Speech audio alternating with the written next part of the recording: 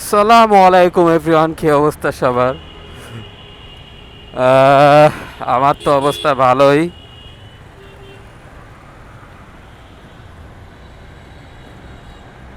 তো আজকে 30 তারিখ জুন মাসের।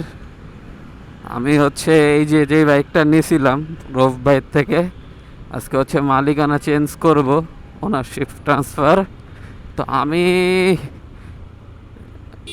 ওই যে দরবেশ বাবাটা বা ধরি নাই, মানে বাংলা কথায় দালাল টালাল ধরি নাই।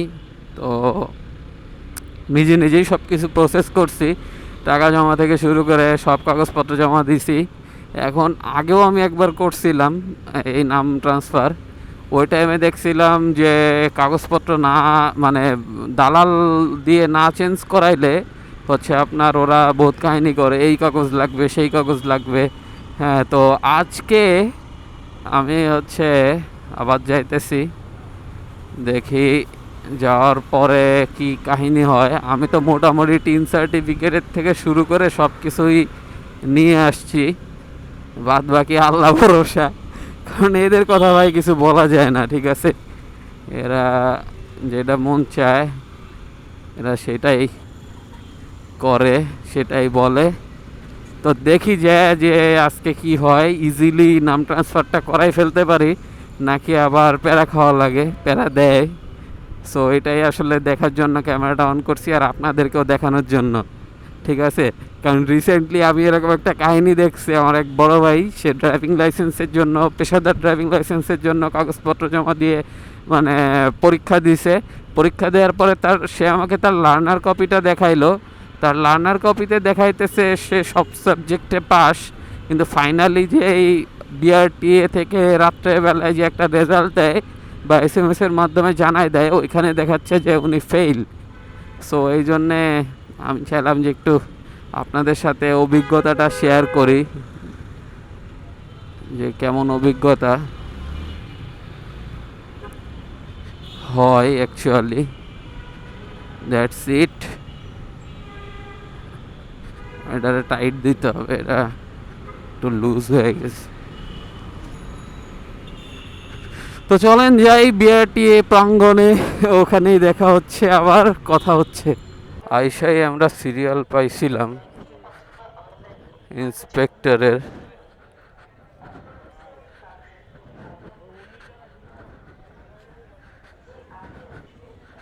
ভাই কি ঢুকতে পারছে? হ্যাঁ,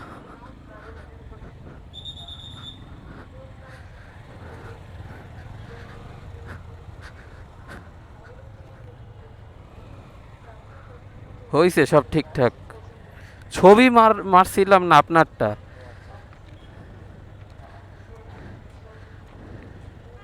আপনার সাইন আমি করে দিছি।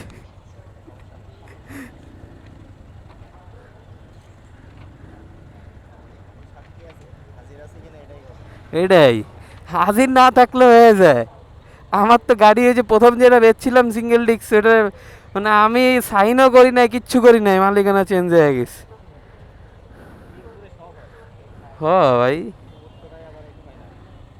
এই জন্য লোকজন মিরপুরের গাড়ি কিনে। ও, এখন মনে হয় সব জায়গায় দেয় স্লিপে।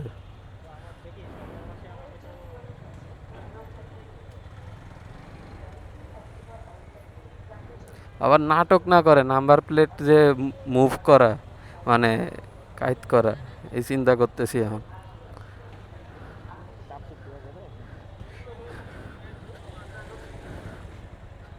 দেখা তো যায়। আচ্ছা, ওই জায়গাটা এরকম ঘষা ঘষাকে পাইপ ক্লাস কেবল ওইদিকে ছিল। আচ্ছা, বিআরটি এর কাজ শেষ করতে পারছি। হ্যাসেলের মধ্যে শুধু হয়েছে যেটা, সেটা হচ্ছে এটা আসলে ওনারও দোষ না, ওনার তো বুঝে শুনে কাজ করতে হবে।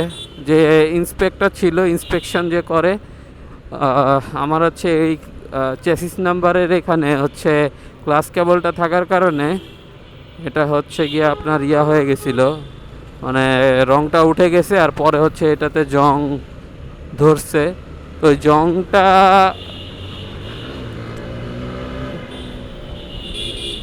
ওই জংটার জন্য হচ্ছে গিয়া প্রবলেম। তো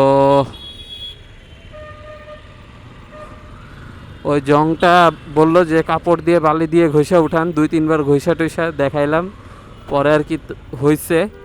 এটা আসলে হ্যাসেল না, হ্যাসেল হইতেছে আর এক মুরব্বী ছিল, উনি বলে একবার বলে এই করো, একবার বলে সেই করো, তারপরও বেশি টাইম লাগে নাই, বাট উনি ছিল না, এটা হইতেছে ঝামেলা। পরে আর এক ম্যাডাম আইসা দেখছে, ভাগ্যিস আবার ছবি তুলতে বলে নাই, তাহলে ঝামেলা হয়ে যেত। সব কিছু ঠিকঠাক মতো হয়ে গেছে। এখন হচ্ছে রাত্রের বেলা, মানে সন্ধ্যাবেলা আপনার করবে, অ্যাকনলেজমেন্ট স্লিপটা মেবি দিবে অনলাইনে, দেন ওটা প্রিন্ট আউট করে নিতে হবে, তাইলেই হয়ে গেল আমাদের মালিকানা পরিবর্তন।